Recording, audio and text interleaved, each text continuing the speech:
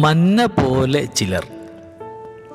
വിശുദ്ധർ മാനവരാശിയുടെ ഈ മരുഭൂമി യാത്രകളിൽ ആ പരമചൈതന്യത്തിൻ്റെ സ്നേഹാംബരത്തിൽ നിന്ന് അടർന്നു വീഴുന്ന മന്ന പോലെ.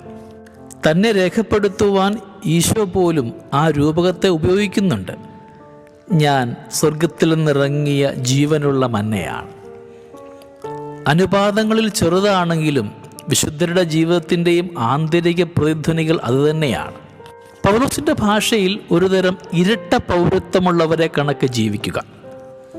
ഒരു പാദം ജീവിക്കുന്നവരുടെ ലോകത്തിലും മറുപാദം ഏതോ ഒരു അദൃശ്യ ലോകത്തിലും ചവിട്ടി സഞ്ചരിക്കുക.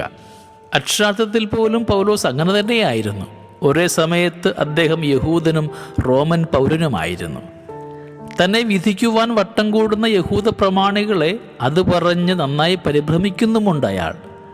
ഒന്നോർത്താൽ ഈ ഇരട്ട പൗരത്വമുള്ള മനുഷ്യർ നമ്മളെ വട്ടം ചുറ്റിക്കുന്നത് പോലെ ഒരാളും ഇത്ര ലളിതവും അഗാധവുമായി നമ്മുടെ ജീവിതത്തെ നേരിട്ടിട്ടില്ല. മന്നയുടെ കണിക്കാഴ്ചയിലേക്ക് ആദ്യമായി ഉയർന്ന മരുഭൂമിയിലെ തീർത്ഥാടകർ പരസ്പരം ചോദിക്കുന്നത് പോലെ, എന്താണിത്? മന്നയെന്ന പദം രൂപപ്പെട്ടതുപോലും അങ്ങനെയാണെന്നൊരു നിരീക്ഷണമുണ്ട്.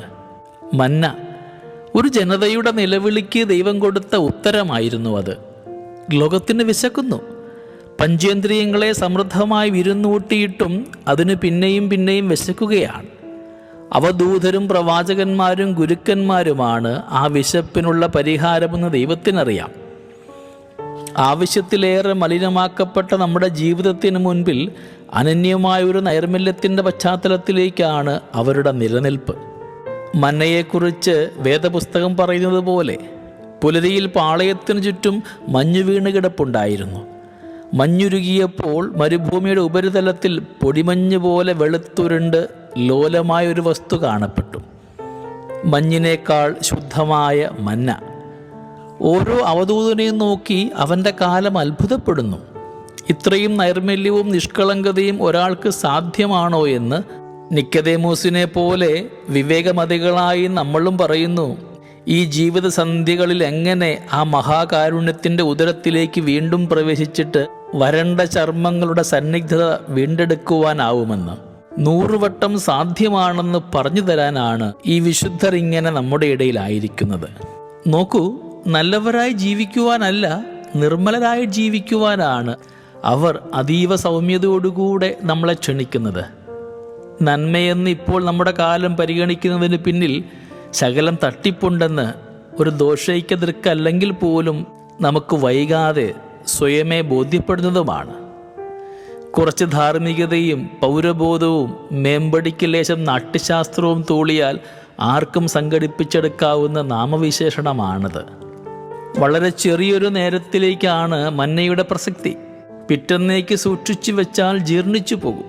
വലിയൊരു തടാകത്തിലേക്ക് എറിയുന്ന വെള്ളാരം കല്ല് പോലെ ദുർബലവും നിസാരവുമായ ചില അനുരണനങ്ങൾ അത്രയേ ദൈവം തൻ്റെ ഈ സ്നേഹിതരിൽ നിന്ന് ആഗ്രഹിക്കുന്നുമുള്ളൂ. എന്നിട്ടും അവരിൽ തന്നെ ചിലരെ കാലാതീതമായി നിലനിർത്തുവാനായിട്ട് ദൈവം ആഗ്രഹിക്കുകയാണ്. നമ്മുടെയൊക്കെ സമുദ്രയാനങ്ങളിൽ ദിശാബോധം തരുവാനാണ്. അതുകൊണ്ടാണ് വിശുദ്ധരൊക്കെ നമുക്ക് സമകാലികരായിട്ട് മാറുക. മന്ന പോലെ ശുഭ്രവും മധുരവുമായ അവരുടെയൊക്കെ ജീവിതത്തെ ഈ നോമ്പ് കാലത്ത് നമ്മുടെ ജീവിതവുമായിട്ട് ചേർത്ത് വയ്ക്കാം. നമ്മുടെയൊക്കെ ജീവിതവും അവരുടേതുപോലെ ആയി മാറണമേ എന്നൊരു പ്രാർത്ഥനയും നമുക്ക് ഈ നോമ്പ് കാലത്ത് നല്ല ദൈവത്തോട് പ്രാർത്ഥിക്കാം. ദൈവം നമ്മളെ എല്ലാവരെയും സമൃദ്ധമായി അനുഗ്രഹിക്കട്ടെ. നമ്മുടെ കർത്താവ് ഈശോ മിശിഹായുടെ കൃപയും പിതാവായ ദൈവത്തിൻ്റെ സ്നേഹവും പരിശുദ്ധാത്മാവിൻ്റെ സഹവാസവും നമ്മളെല്ലാവരോടും കൂടെ ഉണ്ടായിരിക്കട്ടെ, ഇപ്പോഴും എപ്പോഴും എന്നേക്കും. ആമേൻ.